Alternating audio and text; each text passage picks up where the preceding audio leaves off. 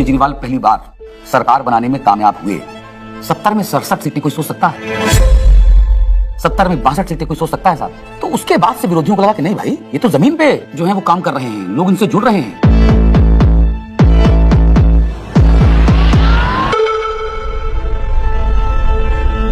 कहानी शुरू होती है तब से जहां से आम आदमी पार्टी ने पंजाब जीता। लोगों की भूख थी आम आदमी पार्टी की। उन्होंने कहा आम आदमी पार्टी हमें चाहिए, लोगों ने वोट दिया और पंजाब में आम आदमी पार्टी का जन्म हो गया। पंजाब के लोग जो हैं वो सच्चे बंदों को पसंद करते हैं और जिसके साथ दिल से जुड़ जाए जुड़ जाए।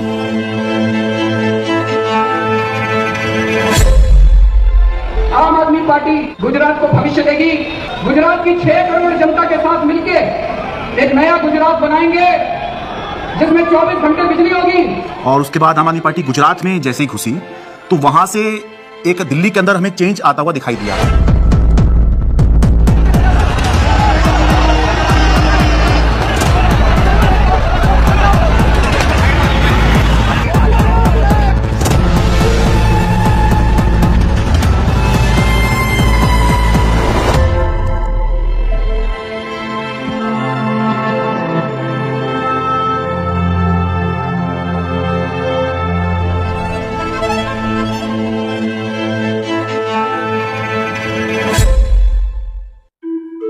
So it started, I think, with the arrest of Satyendra Jain ji, and मुझे लगता है कि ये स्ट्रैटेजी उनकी शायद रही होगी कि जो भी अरविंद केजरीवाल के sort of eyes, ears, arms, hands, जो पूरी टीम है, कि अगर हम उस टीम को डिकैपिटेट कर देंगे तो हो सकता है कि काम रुक जाए। टेबल में बैठे होंगे बीजेपी के 3-4 लोग बड़े बड़े, बोले यार अब केजरीवाल को बेईमान साबित करने का क्या तरीका। किसी ने आइडिया दिया होगा कि कुछ घोटाला, बोले यार कोई घोटाला कैसे, कोई चिपकेगा नहीं इस आदमी पे।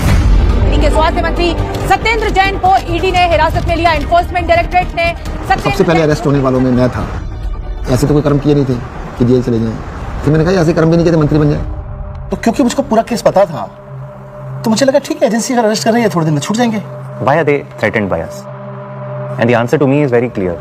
आम आदमी पार्टी केवल एक सरकार या 10 नेताओं की पार्टी नहीं है। आम आदमी पार्टी एक सोच है। तब तक जो भी गिरफ्तार होते थे, पॉलिटिकल लोग भी जो गिरफ्तार होते थे, महीने में, 2 महीने में, 3 महीने में निकल के आ जाते थे।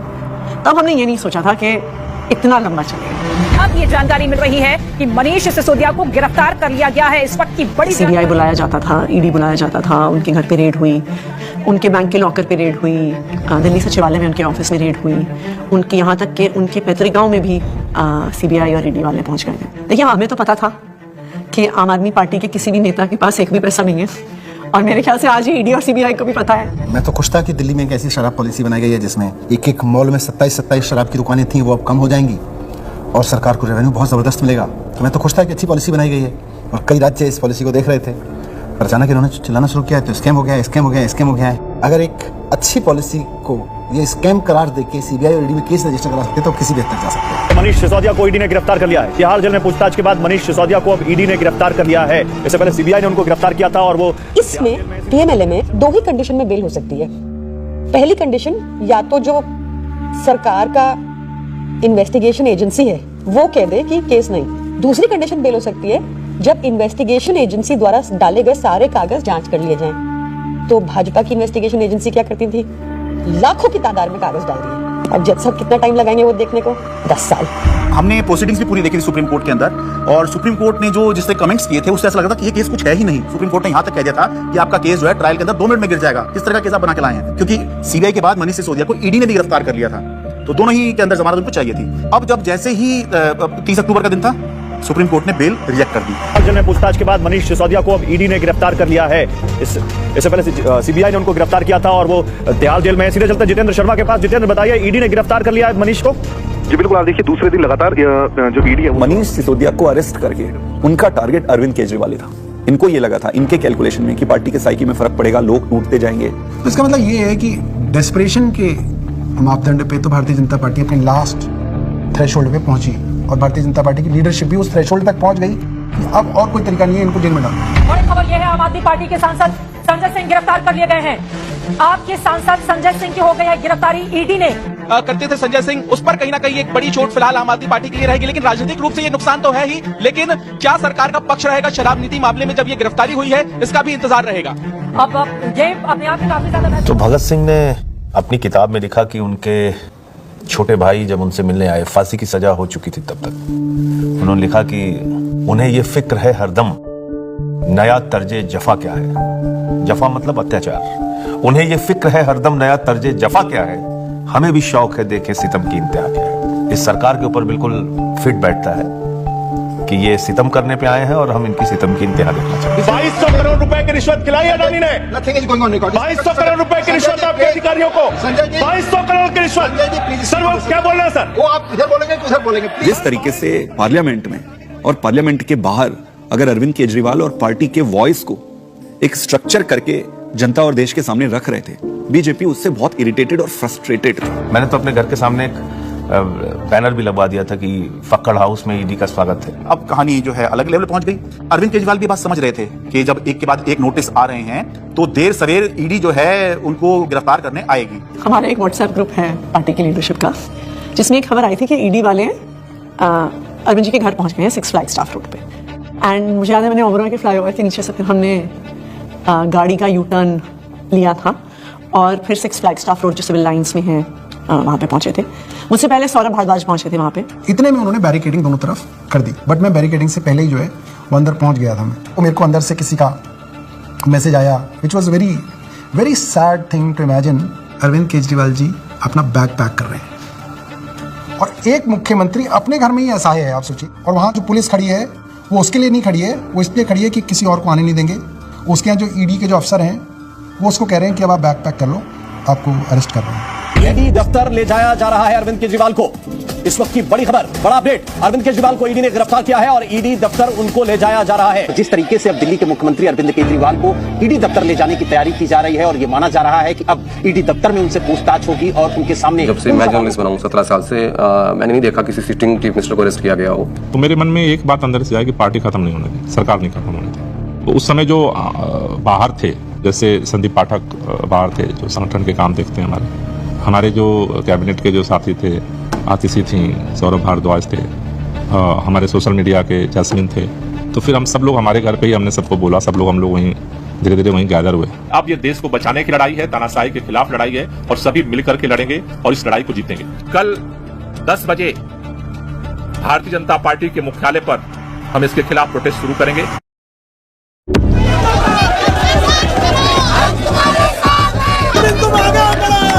सबसे पहले मैं पहुंचा वहां, हुआ ये कि लोग पार्टी ऑफिस चले गए और हम और दुर्गेश पाठक जी जो आईटीओ वाला चौराहा है उस पर रुक गए। आईटीओ पे मैं जब पहुंचा तो मैंने देखा कि मेरे सामने ही आतिशी और सौरभ को अरेस्ट कर लिया गया। कोई वहाँ पे प्रोटेस्ट करने आता, 4 लोग सड़क पे बैठते, 4 लोगों को बस में बिठाते, बस में।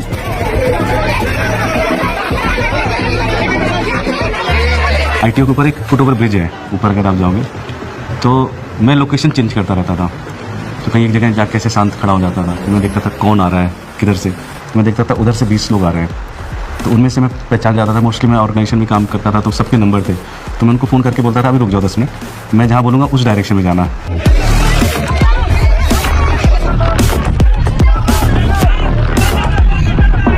कोई एक डिक्टेटोरियल लीडर है और वो चुनाव से पहले सारे ऑपोजिशन के नेताओं को गिरफ्तार करा लेता है और फिर कहता है कि जी मुझे तो 99% वोट्स आ गए, मैं popularly and democratically elected leader हूँ।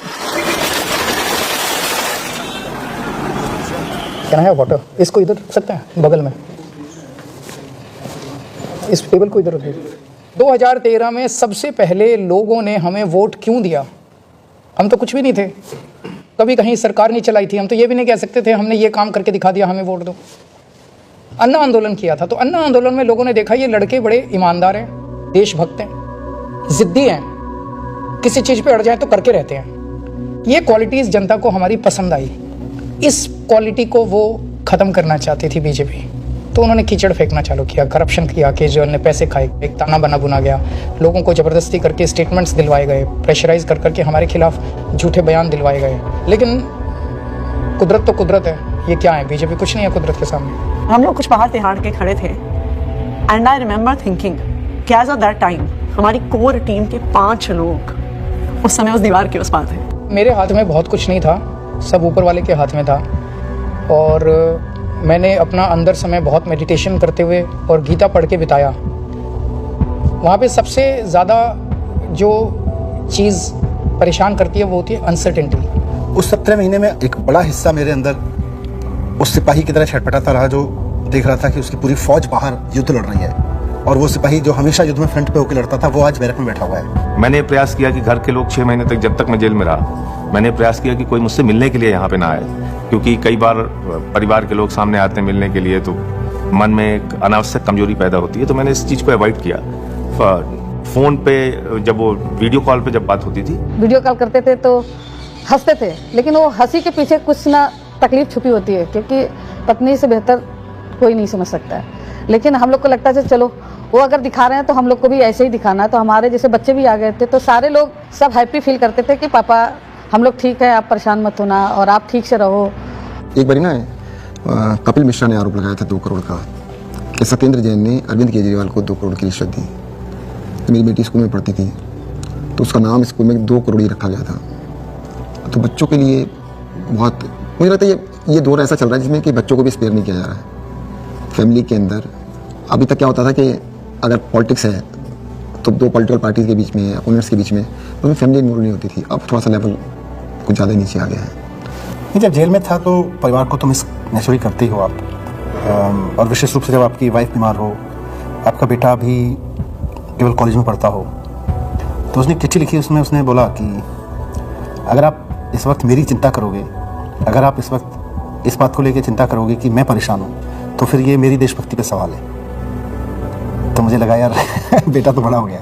आपने अगर मेरी चिंता में जरा भी वक्त जाया किया तो फिर वो मेरी देशभक्ति का अपमान होगा। That would be an insult to my patriotism, कि अगर मैं देश के सबसे अच्छे शिक्षा मंत्री को ये विश्वास नहीं दिला पा रहा कि आप अपना काम करो, मैं यहाँ पे एकदम सेट हूँ, आपको मेरी चिंता बिल्कुल करने की जरूरत नहीं है, तो that would be an insult to my patriotism and I felt that, I even feel that today.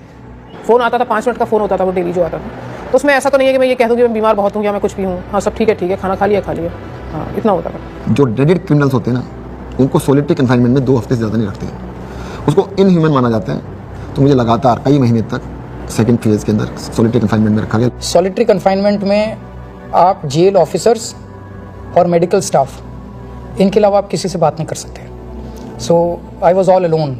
आपको चाहिए कोई बात करने के लिए, गप्पे मारने के लिए, अपने मन की भड़ास निकालने के लिए, कुछ भी बोलने के लिए, वो अलाउड नहीं था। मतलब 2 जालियों के बीच में से बात रहे, शीशा लगा हुआ है, इधर से फोन पे मैं, उधर से हूँ, एक चीफ मिनिस्टर हूँ, दूसरे चीफ मिनिस्टर से मिलने आया हूँ, सिटिंग दोनों। जेल नंबर 1 में मैं था, जेल नंबर 2 में अरविंद जी थे, उसके बीच में एक दीवार ही थी।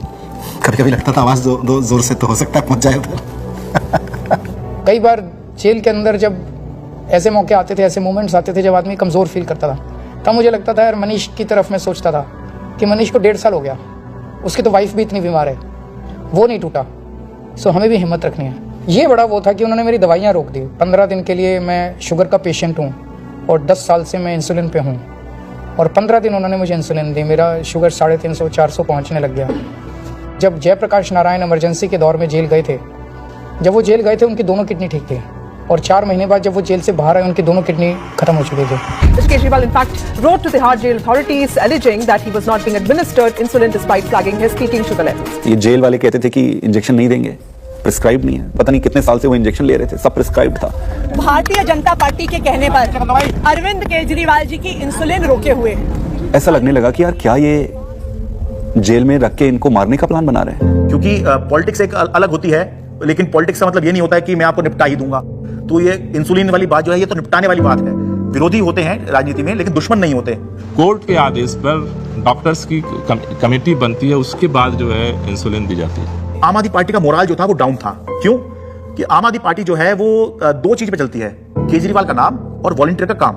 वो दौर थोड़ा ऐसा था कि लगा था कि अब आम आदमी पार्टी जो है वो अब बचेगी नहीं, क्योंकि केजरीवाल के बाद कौन। कई बार ऐसे क्षण आए, ऐसे मोमेंट्स आए जब लगा कि अब सब खत्म हो गया, अब सब बर्बाद हो गया, there is no coming back from this, we have hit rock bottom.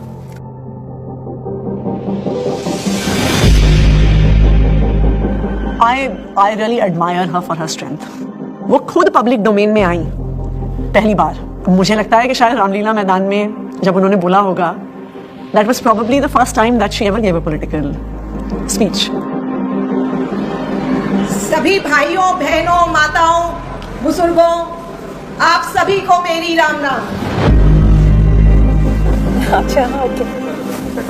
मेरे को तो समझ नहीं आ रहा था अरविंद कैसे संभालते हैं मैं तो बार बार यही सोचती थी कि वो तो हमेशा इसी उसमें रहते हैं, it's such a turmoil, it is not easy. मेरी पत्नी ने आज तक कभी पॉलिटिक्स में पार्टिसिपेट नहीं किया था, कभी वो सामने नहीं आई, आपने कभी उनको नहीं देखा होगा, वो हमेशा शी एंकर्स द हाउस।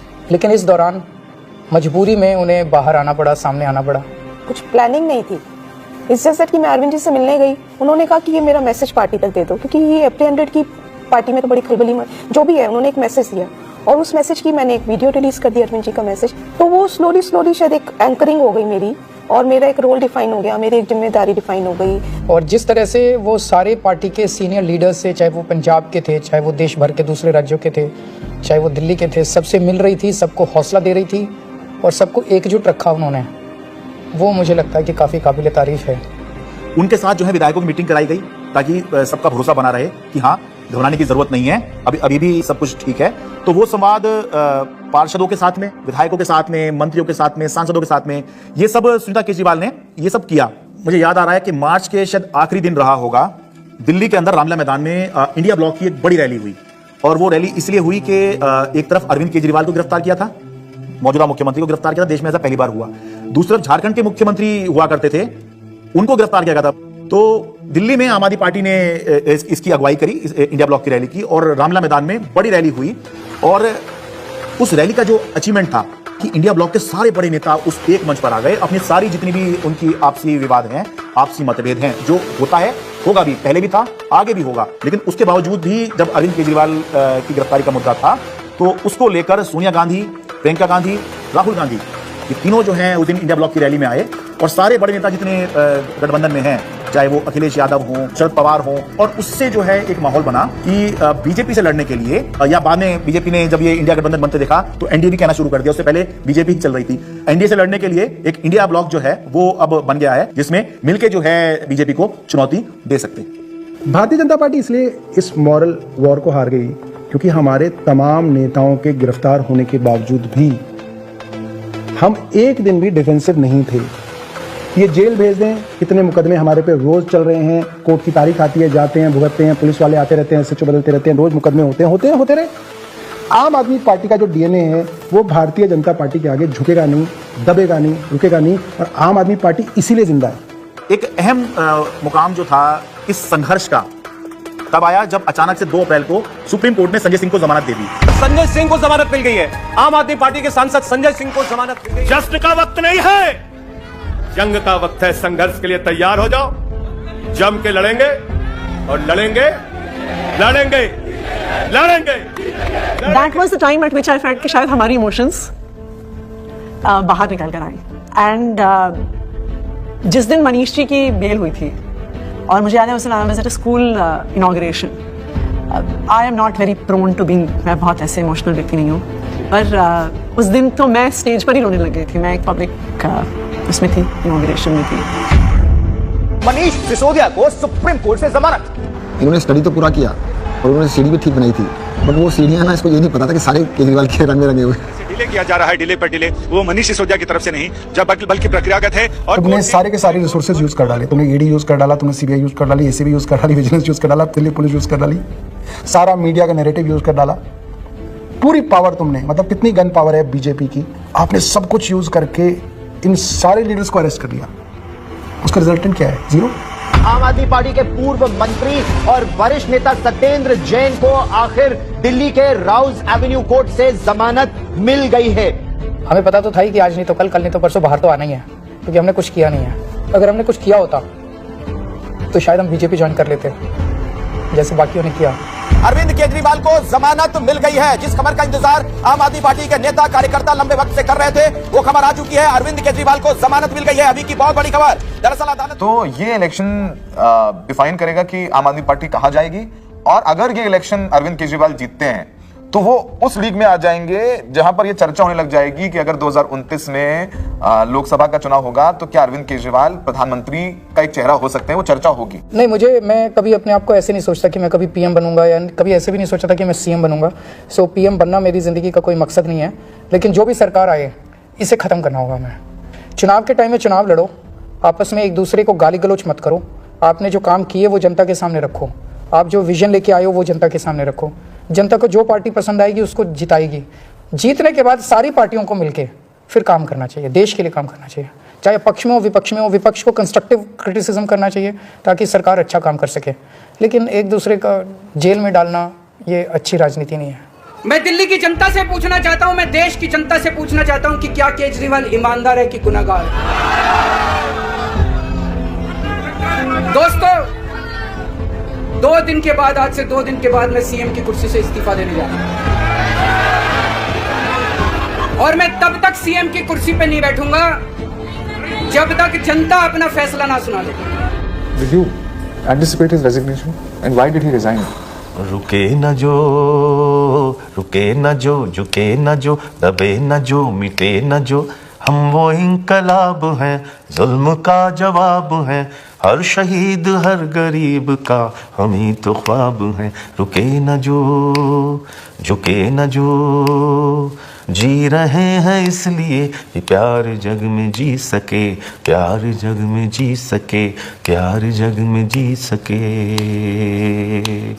जब हमने पार्टी बनाई थी तब सभी नेताओं और मीडिया ने कहा था कि इनकी एक भी सीट नहीं आएगी, लेकिन जनता ने मुझे मुख्यमंत्री बना दिया।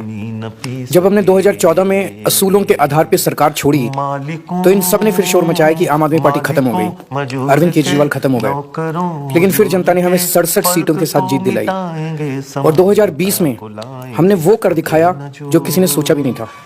हमने अपने काम के नाम पे वोट मांगे, शिक्षा और स्वास्थ्य के नाम पे वोट मांगे। सबने कहा कि इस देश में शिक्षा और स्वास्थ्य पर कोई वोट नहीं देगा, लेकिन जनता ने फिर सबको गलत साबित कर दिया। जनता ने कहा अगर आप हमारे लिए काम करोगे तो हम आपको पावर देंगे। मैंने तो राजनीति में इतना ही सीखा है कि जब जनता अपना मन बना लेती है तो भले ही उनके सामने कितना बड़ा तानाशाह हो, पूरे सिस्टम की ताकत हो या बड़ी बड़ी पार्टियां हो, जनता सबको ध्वस्त कर देती है। जनता के सामने किसी का अहंकार नहीं चलता और जनता से बढ़कर कोई अदालत नहीं है। इसलिए मैं जनता के बीच जाऊंगा और अब जनता फैसला करेगी। जुल्म का जवाब है, हर शहीद हर गरीब का हम ही तो ख्वाब है। रुके न जो।